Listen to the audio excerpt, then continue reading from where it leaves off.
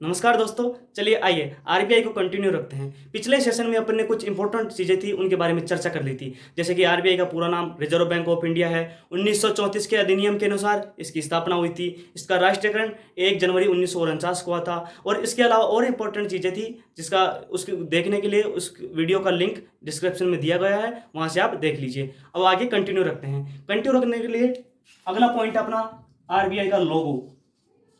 RBI के लोगों में दो इंपॉर्टेंट चीजें हैं। एक इंपॉर्टेंट चीज है जो पेड़ है वो है ताड़ का वृक्ष है आरबीआई के लोगों में। और दूसरा क्या है इंपॉर्टेंट, ये एनिमल है जो कि क्या है, ये है रॉयल टाइगर। इसके अलावा नेक्स्ट पॉइंट पर आते हैं रुपए का नया चिन्ह। तो ये रुपए का नया चिन्ह है, भारतीय करेंसी भारतीय मुद्रा का रुपए, उसका ये दिया था, किसने दिया था, ये दिया था उदय कुमार ने। ये चिन्ह किसी के द्वारा दिया गया है, उदय कुमार के द्वारा। नेक्स्ट पॉइंट पर आते हैं। नेक्स्ट पॉइंट पे अपना मौद्रिक नीति समिति, मॉनिटरी पॉलिसी कमेटी। तो अपना नेक्स्ट पॉइंट है मौद्रिक नीति समिति, इस पर चर्चा करते हैं। मौद्रिक नीति समिति की स्थापना 2016 में हुई थी। कौन सी समिति की सिफारिश पर हुई थी, तो वो थी उर्जित पटेल समिति। तो वो थी उर्जित पटेल समिति की सिफारिश पर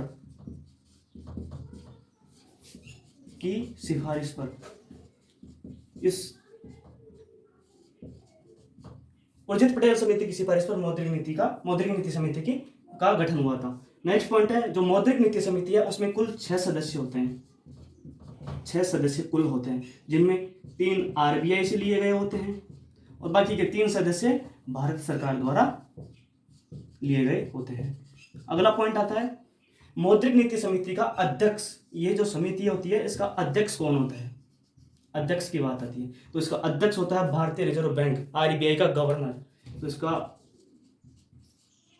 गवर्नर होता है अध्यक्ष। वर्तमान में कौन है, वर्तमान में गवर्नर है शक्तिकांत दास, जो कि 25वें गवर्नर है आरबीआई के। इसके अलावा इसका उद्देश्य क्या था, 2016 में जब इसकी स्थापना की गई तब इसका उद्देश्य क्या था, इसे क्यों, इसका कार्य क्या है, तो इसका कार्य है मुद्रास्फीति या महंगाई को कंट्रोल रखना। मुद्रास्फीति या बोले तो महंगाई, इसको कंट्रोल रखना। कंट्रोल किस तरह से, तो ये दर निर्धारित करके कंट्रोल रखती है। यानी दर निर्धारित कैसे, ये 4 ± 2% के हिसाब से। यानी मुद्रास्फीति को इसका जो मैक्सिमम मान होता है वो 6% रख सकती है या मिनिमम 2%। तो इस तरह से ये मुद्रास्फीति या महंगाई को कंट्रोल रखती है। अब अपने नेक्स्ट पॉइंट पर आते हैं। तो दोस्तों अब कंटिन्यू रखते हैं। कंटिन्यू रखते हुए कुछ एग्जाम्स है जिनमें repo rate, reverse repo rate, इन पर भी शानदार क्वेश्चन बन जाते हैं। तो आइए उन पर चर्चा करते हैं। पहली चीज है रेपो रेट, जिसको शॉर्टकट में क्या बोलते हैं, आरआर।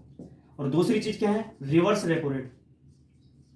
रिवर्स रेपो रेट, इसको शॉर्टकट में क्या बोलते हैं, इसको बोलते हैं RRR।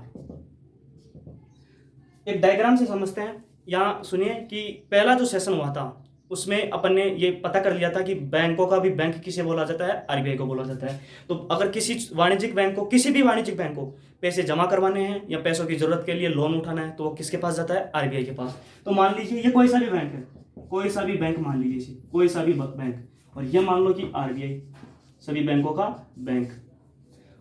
अगर बैंक को जरूरत पड़ती है पैसों की तो वो जाता है आरबीआई के पास। और आरबीआई जब बैंक को पैसे देता है उधार, ये पैसे दे दिए, तो उस पर जो ब्याज दर लगाता है पैसे देने पर, उधार पैसे देता है आरबीआई बैंक को, उस पर ब्याज दर कहलाती है रेपो रेट। और अगर मान लो किसी सीजन में बैंक के पास ज्यादा हो गए और उसको जमा करवाने हैं तो वही आरबीआई के पास जाएगा। और जिस दर पर आरबीआई को जमा करने के लिए देता है कोई बैंक, वो ब्याज दर क्या कहलाती है, रिवर्स रेपो रेट। ये एक पॉइंट होता है कि रेपो रेट हमेशा रिवर्स रेपो रेट से बड़ी होती है। हाल ही में कुछ दिनों पहले जून के महीने में ही इनके रेटों का निर्धारण किया हुआ है।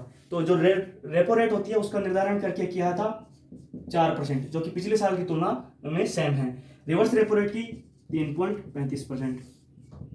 और इसके अलावा जो जीडीपी ग्रोथ रेट है उसको पिछले साल की तुलना में 1% कम कर दिया गया जीडीपी ग्रोथ रेट को।